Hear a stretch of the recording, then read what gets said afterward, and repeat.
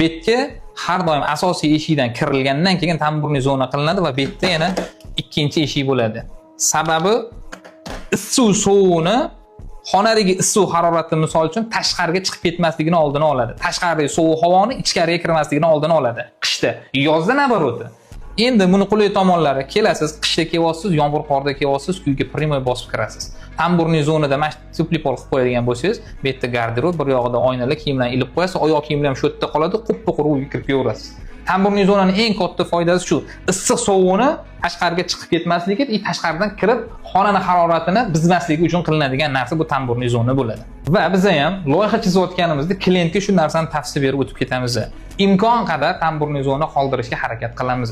Joy kichkina bo'lsa, maksimal undan ham foydalanamiz. Kimga shunaqa loyiha xizmatlari kerak bo'lsa, menga murojaat qilavering. Bemalol obuna bo'lib qo'yishni esdan chiqarmang.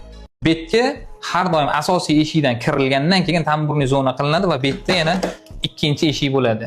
Sababi issiq suvni xonadagi issiq harorati misol uchun tashqariga chiqib ketmasligini oldini oladi. Tashqaridagi sovuq havoni ichkariga kirmasligini oldini oladi. Qishda, yozda nabaroti. Endi buni qulay tomonlari kelasiz, qishda kelyapsiz, yomg'ir qorda kelyapsiz, uyga primoy bosib kirasiz. Tamburniy zonada mana tupli pol qilib qo'yadigan bo'lsangiz, bu yerda garderob, bir yog'ida oynalar, kiyimlarni ilib qo'yasiz, oyoq kiyimlar ham shu yerda qoladi, qup-quruq uyga kirib kelaverasiz. Tamburniy zonaning eng katta foydasi shu, issiq sovuqni tashqariga chiqib ketmasligi, tashqaridan kirib xonani haroratini buzmasligi uchun qilinadigan narsa bu tamburniy zona bo'ladi.